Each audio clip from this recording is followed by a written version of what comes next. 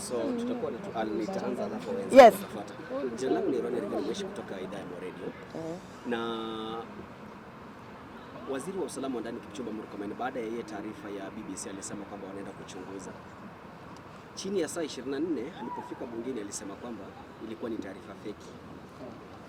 It was a hoax investigation. What do you think is happening in the country, especially when it comes to matters that touches directly on women? Kwamba wanawake wanauliwa lakini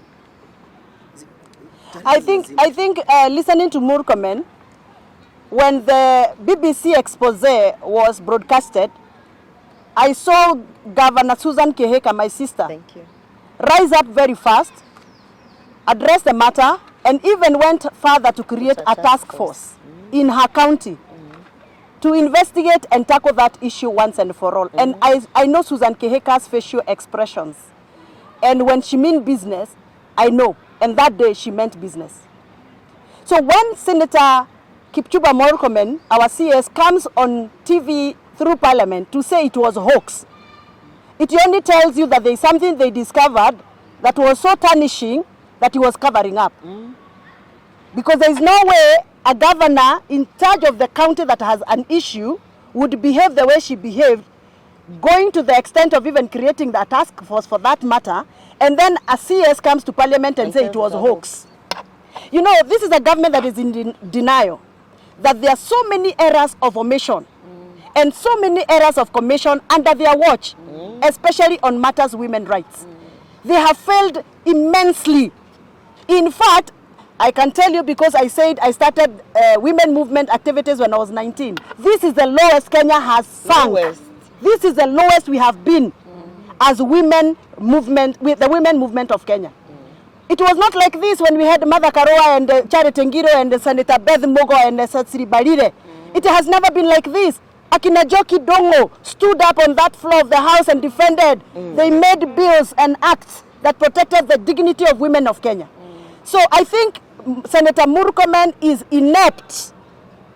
He is completely inept. He cannot continue to serve as a minister in charge of interior if he cannot even defend the right of the woman he has in his own house and the daughters he has given birth to as a father. And his mother. And his own mother. If Senator Murkomen, our CS, cannot be able to protect the right of his own mother, his own daughter, his own wife, he should actually resign before he's impeached. And for me, if you ask me, if I had numbers, I would impeach Murkomen tomorrow. Murkomen must go. But unfortunately, this parliament is captured. Yes. This parliament cannot even agree to even sign against Senator Murkomen's impeachment as a CS cabinet secretary. They cannot agree. Shame. But I wish we had 10 or 50 of us who would agree to impeach this guy. This guy is an embarrassment not only to Kenya but to the world. Yeah, shame. He should be fired with immediate effect. Yes. Yes. I'm Sydney from TV7. I have a question for you and Senator Gloria. Yeah. What is your comment about the president's remarks on the committees that there is a lot of bribing? Then to Senator Gloria, what will be your next steps after the court ruling that you should go back to the UDA? For me, I heard the president say yesterday that there is a lot of bribery allegations happening in Parliament, and I was surprised that he's talking about it 1 year after they've been able to use the same corridors, activities to impeach even Rigathi Gachagua. How was Rigathi Gachagua impeached? Haven't you heard from many members what was happening, what was traded between members of Parliament and the executive? You want to tell me that you've never heard that during impeachment of Rigathi Gachagua, there were some MPs who actually confessed that they were enticed with money so that they can sign the impeachment of Rigathi Gachagua? You want to tell me this is the first time that you have heard this? Many members of Parliament, many senators have even been on radio, on TV, saying they were lured into money so that they can sign. So, President Ruto coming on TV in front of governors to say that Parliament is corrupt, I think this guy has just realized that he has lost it. Yeah. So he's trying to redeem his image by now throwing all the mess he has done in the last 2.5 years to Parliament. In fact, soon and very soon, you will hear him say, hata hizo finance bill, si mimi nilipitisha, ni wajumbe walipitisha. He's trying to cleanse himself, to redeem himself, to redeem his image as he prepares for 2027. lakini tunamwambia bila kumficha. Watufukuze wakatae kutufukuza. Sisi tumeamua kama wamama wa Kenya, tumeamua. Na ile tumeamua tutamuonyesha 2027 kwa ballot. Saa hii we are here to press for issues that pertains women because campaigns have not started for the presidential elections. Thank you very much. You know, there's something that Wamuchomba has said about the Cabinet Secretary for Interior. When he comes to say it's a hoax, I want to remind him, Waziri Murkomen, your predecessor, Kindiki, worked with me personally to deal with issues of femicide because he acknowledged, to deal with issues of sexual harassment because he acknowledged that they exist. So he's even contradicting his office because his office has a special program to deal with these matters. So if you ask me, as they have said, I personally don't believe, and this is one of the many other reasons with the noise I've been making, I don't believe that, let me say, with all due respect, Waziri Murkomen has the capacity to hold that office. In fact, he should have been left in sports. Wapige mipira huko nje. Now let me answer the question of what is my next step. I want you to take note of all the politicians. I don't hold on to titles.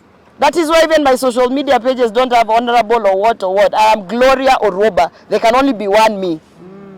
By the time the court directed us from the High Court to go to the Political Parties Tribunal, it is because we were already in the Political Parties Tribunal. And in fact, we are there at the mercy of the judiciary because, as you have heard, Parliament is captured by the executive. Most of us are hanging on a very thin thread, and it is the judiciary that is holding us where we are. And we do hope, all of us, those who are being really sacrificed and punished for speaking the truth, that the judiciary will not fall into the trap of being captured by the executive. So there is no next step. I am alive. I am still fighting for women. I am still, you know, you are asking my question as if I died from the day they illegally removed me. I am still here. We are still working. The women are still with us. And as you can see, our spirit is not broken. They might have tried to break my spirit 10.5 million ways. But we are still here. Yeah. Very good. I think I'm taking the last question. Yeah. Let me hear the lady first. Oh, okay. Oh, okay. All right. Yes, my brother? Yes. Right now you are not that deep in UDA or the opposition. Yeah. They are in government still. So are you forming another alliance with the likes of Kina Edwin Sifuna, Babu Win? I knew that question will come. Because most of you, when you saw my presser, you were asking me whether I'll comment about our Kenya Moja initiative. Please note, Kenya Moja initiative is an initiative of members of parliament who serve under the 13th Parliament, both Senate and National Assembly. And we are not a political party. We are just a caucus of members of Parliament. We are calling ourselves Kenya Moja because we come from all corners of Kenya. We represent all regions of Kenya. We are not caucusing so that we can form a political party. We are caucusing so that we can provide interventions and solutions to problems that Kenyans are going through now. We are not forming a coalition so that we can decide on what to do in 2027, because 2027 is 2 years to come. We have realized that in as much as we talk about 2027, young people of Kenya are dropping from university. Women of Kenya are being butchered. Children of Kenya are hungry. And so we realize our mandate right now, that is why we were elected, is to go and fight for Kenyans for what is happening now. And that is why we came together. If you listen to us, like for example, when we went for our first meeting in Saboti constituency, we spoke issues. Issues of sanitary towels came up. Issues of diapers came up. Issues of Linda Mama came up, because we had gone for a women activity meeting, and 2/3 gender came up. So we are not coming together so that we can form a political party. But if Kenyans believe us, if Kenyans believe that what we are saying is what they want, if Kenyans realize that we are the right people to resonate and to advocate for their rights, and decide to make us what they would want to make us in 2027, so be it. And we are going to stick together as Kenya Moja. We are going to continue pressing this government together.